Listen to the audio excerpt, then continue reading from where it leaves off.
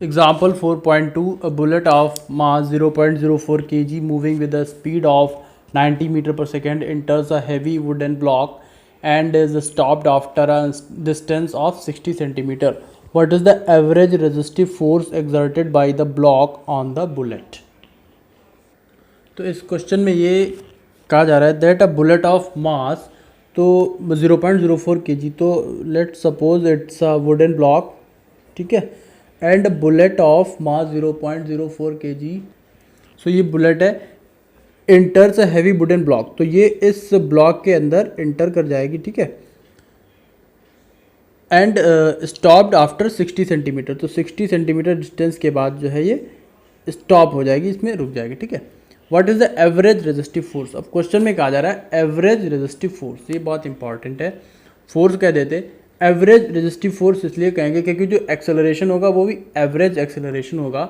Reason ये है कि the speed of bullet will be something here, ठीक है, यहाँ पे कुछ स्पीड होगी, यहाँ पे हल्की सी रिड्यूस होगी स्पीड, और यहाँ पे स्पीड क्या हो जाएगी, ज़ीरो हो जाएगी, ठीक है। So when speed is changing then we can say that acceleration is not constant. यहाँ पे एक्सेलरेशन कुछ, यहाँ पे कुछ और होगा एक्सेलरेशन, यहाँ पे कुछ और होगा, यहाँ पे कुछ और एक्सेलरेशन होगा जब वेलोसिटी ज़ीरो हो जाएगी, ठीक है। So we will take average acceleration. तो जब स्पीड डिफरेंट है तो एक्सेलरेशन डिफरेंट होगा, तो एक्सेलरेशन भी डिफरेंट होगा, तो हम क्या लेंगे, एवरेज एक्सेलरेशन, ठीक है। एक्सेलरेशन क्या लेंगे, एवरेज लेंगे। Change in velocity upon change in time, वो तो सभी को पता ही होगा।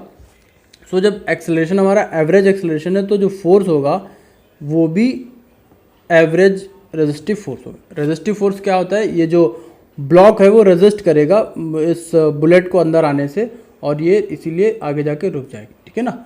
तो पता ही होगा क्योंकि स्मूथली तो चला नहीं जाएगा, बुलेट अंदर चली नहीं जाएगी, वुडन ब्लॉक है, तो इसीलिए रेजिस्टिव फोर्स कहा जा रहा है। एवरेज रेजिस्टिव फोर्स इसलिए कहा जा रहा है क्योंकि जो एक्सेलरेशन होगा वो भी एवरेज एक्सेलरेशन होगा, क्योंकि हर जगह पे एक्सेलरेशन कांस्टेंट नहीं होगा। बट जब हम क्वेश्चन को सॉल्व करेंगे तो एक्सेलरेशन को कांस्टेंट लेके सॉल्व करेंगे, क्योंकि उसी के हमें सारे इक्वेशन ऑफ मोशन के फॉर्मूले जो हैं वो सारे कांस्टेंट एक्सेलरेशन से आते हैं, और उसी से इवेल्युएट करेंगे। क्योंकि हम पूरा कंप्लीट इसका फोर्स निकालेंगे, तो अलग अलग तो निकालेंगे नहीं कि यहाँ पे क्या फोर्स है, इसकी एक्सेलरेशन ले लें, यहाँ पे क्या फोर्स है, इसकी एक्सेलरेशन ले लें। एवरेज एक्सेलरेशन लेंगे तो हम मान के चलेंगे यहाँ पे भी वही एक्सेलरेशन होगा, और यहाँ पे भी, सपोज यहाँ पे एक्सेलरेशन 5 का है, या यहाँ पे एक्सेलरेशन, और यहाँ पे एक्सेलरेशन 2 का है, और बट जो एवरेज हम निकालेंगे वो सपोज करें, लेट कर लेंगे कि यहाँ पे भी सेम है, यहाँ पे भी सेम है, तो एक्सेलरेशन जो होगा कांस्टेंट लेके क्वेश्चन को सॉल्व किया जाएगा, ठीक है ना। एवरेज वैल्यू जो होती है उसको हम लेट कर लेते हैं कि हर जगह पे वो सेम वैल्यू है कि, ठीक है। सो वहाँ से लेट कर लेंगे कि ए कांस्टेंट है, और उसके बाद उसी से सॉल्व कर लेंगे।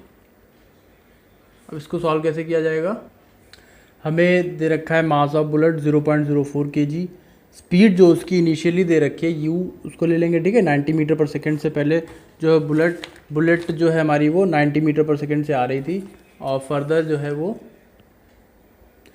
ब्लॉक के अंदर 60 सेंटीमीटर यानी कि 0.6 मीटर तक ब्लॉक के अंदर चली जाती है, और फाइनल उसकी जो स्पीड है वो ज़ीरो हो जाती है। So let a equals to constant, ठीक है, ए एवरेज लेंगे तो वो कांस्टेंट लेट कर लिया जाएगा। जब एक कांस्टेंट है तो इक्वेशन ऑफ मोशन लगा देंगे, v square equals to u square plus 2as। V zero है हमारा, ठीक है ना, वी ज़ीरो है, फाइनल वेलोसिटी ज़ीरो है, और u 90 है, 2as, तो यहाँ से एक्सेलरेशन जो निकलेगा वो यहाँ से आ जाएगा u स्क्वायर, इस साइड आ जाएगा LHS में अपॉन 2s, ठीक है ना। u स्क्वायर LHS में आ गया और अपॉन 2s, तो इक्वल्स टू क्या बचा, a। सो ये हो गया a इक्वल्स टू माइनस का u square upon 2s, a equals to minus, अब ये जो u है या s है ये सब पॉजिटिव वैल्यू रखी जाएंगी, बट ये साइन बस नेगेटिव है, ये शो कर रहा है कि जो एक्सेलरेशन है वो नेगेटिव हो जाएगा, जिसको कि हम रिटार्डेशन बोलते हैं, यानी कि स्पीड हमारी डिक्रीज़ होती जा रही है तो एक्सेलरेशन क्या हो जाएगा, वो नेगेटिव हो जाएगा, नेगेटिव डायरेक्शन में हो जाएगा, जिसको कि हम रिटार्डेशन बोलते हैं। नहीं ऐसे तो निकालते हैं, acceleration equals to final minus initial v minus u upon t. So u जो है वो ज़्यादा है, v ज़ीरो होता जा रहा है तो नेगेटिव आएगा एक्सेलरेशन, जिसको कि हम रिटार्डेशन बोलते हैं।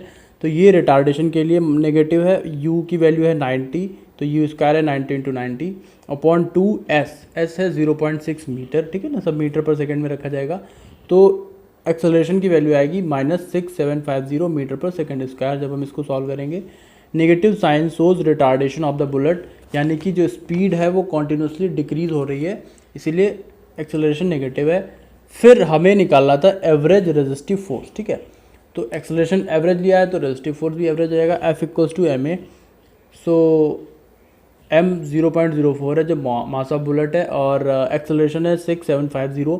यहाँ पे नेगेटिव साइन नहीं लेंगे क्योंकि फोर्स में हमें ये नहीं बताना है कि फोर्स नेगेटिव है पॉजिटिव है, ये तो हमें पता ही चल गया रेजिस्टिव फोर्स है। क्यों? क्योंकि जो स्पीड है वो कॉन्टिन्यूसली डिक्रीज करती जा रही है। हालांकि फोर्स भी वेक्टर क्वांटिटी होता है, बता सकते हैं किस डायरेक्शन में लग रहा है, बट पूछा नहीं गया क्वेश्चन में तो ज़रूरत नहीं है। ma जब इसको मल्टीप्लाई करेंगे तो फोर्स आ जाएगा 270 Newton since the retardation assumed constant, ठीक है।